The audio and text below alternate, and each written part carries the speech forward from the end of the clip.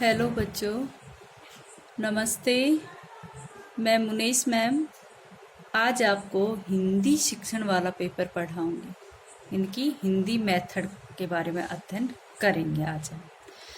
हिंदी शिक्षण में जो सिलेबस है उसके अनुसार हमारा जो सिलेबस 5 इकाइयों में बटा हुआ है। सबसे पहले मैं आपको सिलेबस के बारे में बताती हूँ। यहाँ पर मैंने एक इकाई का जो टॉपिक है वो यहाँ पर नोट किए मैंने। बाकी अपना जो हिंदी शिक्षण का जो विषय है ये 5 इकाइयों में बटा हुआ है, जिसमें प्रथम जो इकाई है ये इसमें हम अध्ययन करेंगे भाषा की भूमिका। प्रथम इकाई में हम अध्ययन करेंगे भाषा की भूमिका, और भूमिका के अंतर्गत हम कौन कौन से प्रकरण को पढ़ेंगे, जिसमें पहला प्रकरण है आपका भाषा का वैज्ञानिक स्वरूप। और इस वैज्ञानिक स्वरूप में हम पढ़ेंगे वर्ण विचार, शब्द विचार एवं वाक्य विचार की दृष्टि से भाषा का वैज्ञानिक स्वरूप कैसा है, कहने का अर्थ। दूसरा जो प्रकरण है इसमें भाषाई कौशलों का विकास। भाषा के जो 4 कौशल होते हैं उनमें हम दूसरे प्रकरण के बारे में अध्ययन करेंगे, जिसमें भाषाई कौशल कौन कौन से हैं? श्रवण, उच्चारण, वर्तनी, वाचन। वाचन में सहस्वर वाचन व मौन वाचन आता है। और 5वां जो भाषाई कौशल है वो अभिव्यक्ति। अभिव्यक्ति मौखिक और लिखित दोनों तरह से होती है, ठीक है। तीसरा जो इसमें प्रकरण है वो है हिंदी के विविध यानी कि सृजनात्मक आयामों के अंतर्गत विविध भाषा रूपों का अध्ययन। हिंदी के विविध सृजनात्मक आयामों के अंतर्गत विविध भाषा रूपों का अध्ययन करेंगे, जिसमें कौन कौन सी प्रकार की हिंदी होगी। देखो, प्रथम जो है इसमें है वाणिज्य और व्यापार के क्षेत्र में हिंदी। दूसरा जो इसमें टॉपिक है वो है वैज्ञानिक और तकनीकी हिंदी।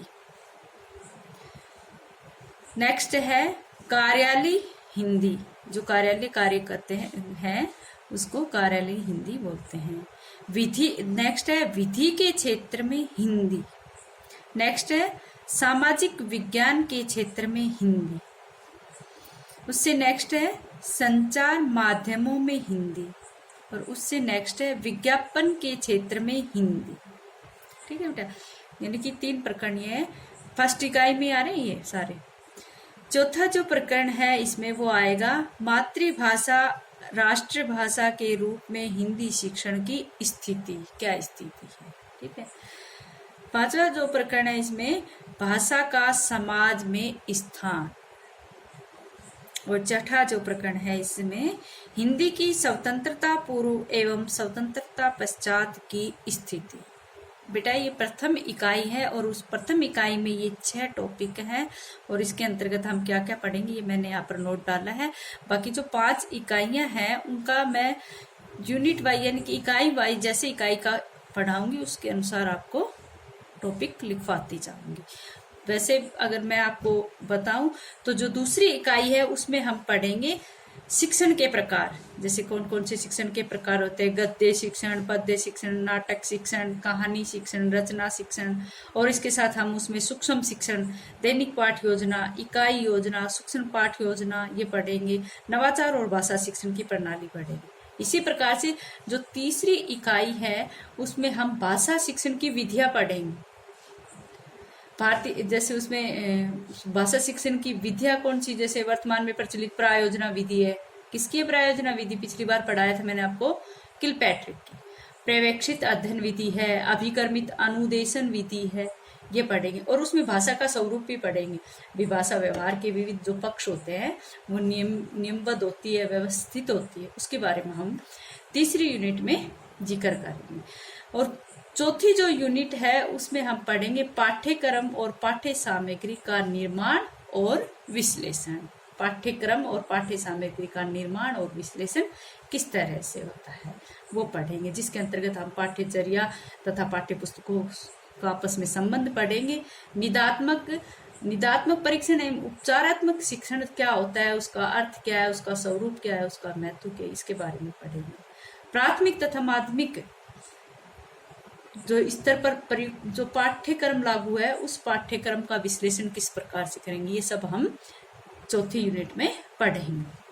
जो 5वीं यूनिट है उसमें हम हिंदी शिक्षण में मूल्यांकन क्या है, तत्व मूल्यांकन कैसे किया जाता है, समग्र मूल्यांकन क्या होता है, आपसी मूल्यांकन क्या होता है, स्वयं मूल्यांकन क्या होता है, समूह मूल्यांकन क्या होता है, ये सब पढ़ेंगे। उसके साथ ही उसमें हम फीडबैक, भाई विद्यार्थी, अभिभावक और अध्यापक इन सब की क्या फीडबैक है वो पढ़ेंगे।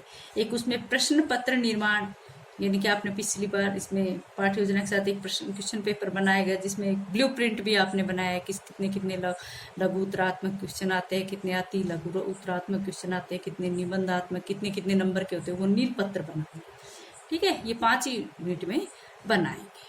अब जो हम प्रथम जो अपनी इकाई है, इसका प्रथम जो टॉपिक है उसके बारे में चर्चा करते हैं। ठीक है, तो पहला जो इसमें प्रकरण है वो भाषा से संबंधित है। भाषा का वैज्ञानिक स्वरूप हम पढ़ेंगे, वर्ण विचार, शब्द विचार एवं वाक्य विचार इसके बाद पढ़ेंगे। तो हम ये देखते हैं कि भाषा का वैज्ञानिक स्वरूप जानने से पहले हमें सबसे पहले भाषा के बारे में पढ़ना होता है। तो भाषा के बारे में हम पढ़ेंगे। हम सब ने जैसे छठी कक्षा से हमने पढ़ा था, क्या पढ़ा था कि भाषा क्या है, भाषा हमने परिभाषा पढ़ी थी कि भाषा वह साधन है जिसके द्वारा हम अपने विचारों को व्यक्त कर सकते हैं, दूसरे को विचारों को हम समझ सकते हैं, ना, इस तरह से पढ़ा था। लेकिन जो भाषा का अर्थ तो वही रहता है, लेकिन हम यहाँ पर ये देखते हैं कि वैज्ञानिक स्वरूप के रूप में भाषा का अर्थ हम किस तरह से ले, या फिर शाब्दिक अर्थ में भाषा का अर्थ किस तरह से ले। तो भाषा का अर्थ और भाषा का अर्थ यहाँ पर मैंने देखो लिखा है, आपको सही दिखाई दे तो मैं इसको सही कर देती हूँ। देखो, भाषा का अर्थ, भाषा का अर्थ